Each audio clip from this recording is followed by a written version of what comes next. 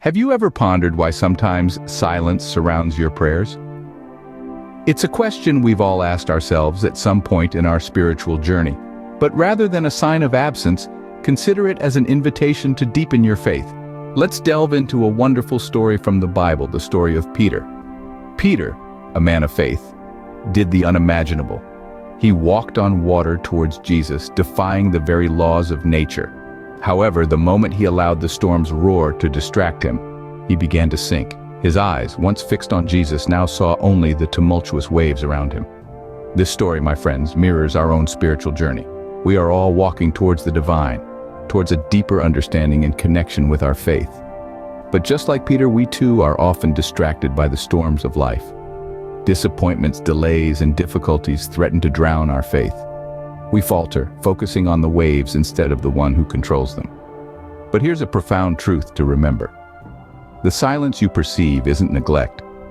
It's a space for growth. When answers seem delayed or situations persist, it's not because of indifference or unawareness. On the contrary, every detail of your life is intimately known and orchestrated for your ultimate good. The silence, the waiting, the unanswered prayers, they are not signs of absence. They are opportunities for you to grow, to learn, to deepen your faith. They are moments that shape you into the person you're meant to be. So, when the silence around your prayers seems deafening, see it as an invitation to trust more, to believe more, to deepen your faith. Remember the story of Peter. Remember his faith that allowed him to walk on water. Remember his distraction that caused him to sink. But also remember his redemption when he called out to Jesus in his moment of fear. Remember, like Peter, you might falter, focusing on the waves instead of the one who controls them. But also remember, in those moments, you're invited to deepen your faith, to trust more, to believe more. Embrace the invitation, grow in your faith, and watch as the silence turns into a symphony of divine love and guidance. Do you recall the story of Joseph, whose dreams seemed shattered in a pit and later in a prison? This tale is one of resilience, a testament to the transformative power of faith and patience.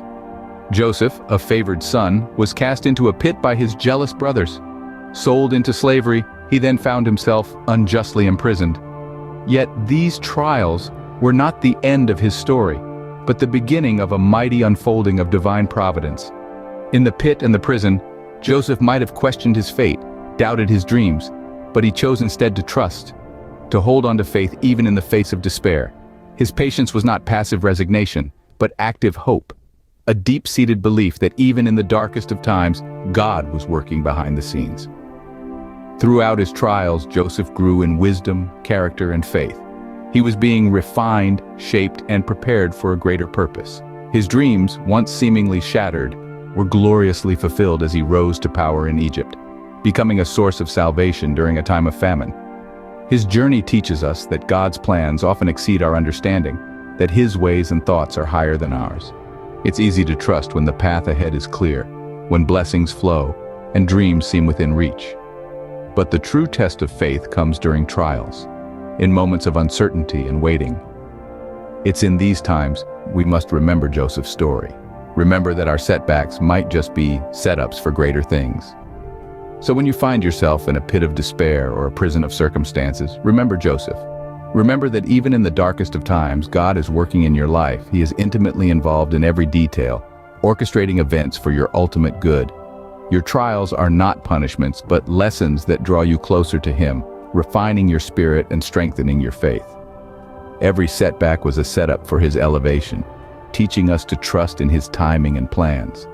Like Joseph, may we learn to embrace our trials, trusting in his timing, and rest in the assurance that he is working all things for our good. Imagine yourself wandering in the wilderness, where provision seems scarce and the path uncertain. This is not a scene from a dystopian novel, but a chapter from the real-life journey of the Israelites. Their path was not clearly marked, and the way forward was often shrouded in uncertainty. Yet, in this wilderness, they found more than just physical sustenance. They discovered spiritual nourishment. They were not simply wandering, they were learning. Every day was a lesson in trust, a lesson in obedience, and a realization of a constant presence that never left them, even in the most barren places. They learned to depend on a higher power for their daily bread, their manna, This was not a random provision, it was a divine provision, a testament of God's unwavering care and attention to their needs. This journey, fraught with challenges, also carried a profound message. The wilderness was not just a physical landscape, it was a spiritual terrain designed to mold and shape their character. The arid desert was a crucible, refining them, purifying them, and preparing them for the promises that lay ahead. It was in this seeming desolation that they discovered a comforting truth. They were not alone. God was with them, guiding them, protecting them, providing for them. But the wilderness was not their destination. It was their pathway, a pathway that led them to a land flowing with milk and honey, a place of abundance and blessing. But to get there, they had to walk through the wilderness. They had to endure, they had to trust, and they had to obey. Perhaps you find yourself in a wilderness of your own right now, facing challenges and uncertainties, wondering if God is indeed present amidst your trials. Remember the Israelites. Their journey through the wilderness was not a punishment, it was a process that drew them closer to God, refined their spirit, and strengthened their faith. Your trials are not punishments, they are lessons that draw you closer to Him, refining your spirit and strengthening your faith. In the wilderness, in the waiting, in the uncertainty, remember this: God is with you. He is your constant companion, your unfailing provider, your guide in the wilderness. His presence is a constant even in the most barren places. What do you know about the power of faith? Let's take a moment to delve into this profound question. Picture the story of David and Goliath, a tale that beautifully illustrates the might of faith. A young shepherd boy armed with nothing but a slingshot and 5 smooth stones stands against a colossal warrior. To the naked eye, David's defeat seems inevitable. But we must remember, David was not alone. His faith was his shield, his strength, his weapon. Faith, my friends, is not simply a belief. It's an inner conviction, a certainty in what we cannot see, a trust in promises yet to be fulfilled. It's like a seed planted deep within the earth, invisible to the eye yet brimming with potential. In the darkness of the soil, away from the world's gaze, the seed begins to grow.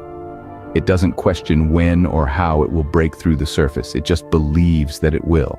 That's faith. Just as the seed trusts in the process, so must we trust in the journey of faith.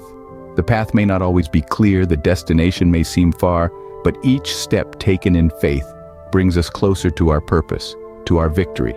David did not face Goliath with fear, but with the unshakable belief that victory was already his. His faith defied the seemingly impossible odds, silencing doubts and fears. You see, faith isn't about having all the answers. It's about trusting the one who does.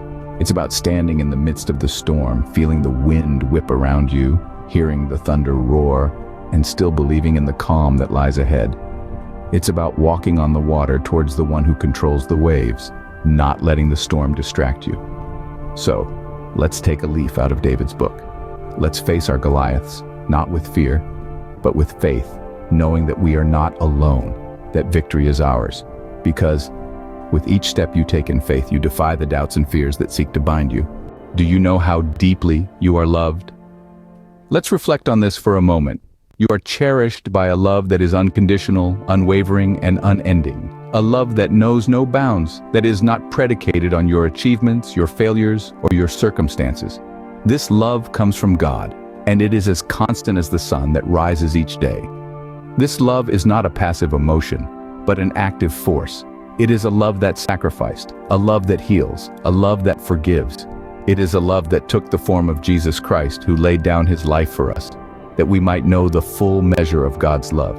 In this love, there is an invitation for us to respond, to mirror this love in our own lives. This love calls us to let go of our fears, our doubts, our insecurities, and to trust in the one who loves us without measure, to deepen our faith, to take each step with courage and conviction, knowing that we are not alone, that we are guided by a love that never fails. As we journey through life, it is easy to get caught up in the hustle and bustle, to get lost in the noise and forget about the blessings that surround us. But let's take a moment to pause, to reflect on the blessings we've been given. The big blessings, the small blessings, the blessings we often take for granted. When we open our hearts to gratitude, we open our eyes to the joy that is present in each moment. So, My dear friends, let this love inspire you. Let it guide you in your journey. Let it fill you with joy, with peace, with hope. Remember, you are loved with an everlasting love. I encourage you today to deepen your faith and trust in Jesus. Let his love inspire you and guide you in your journey.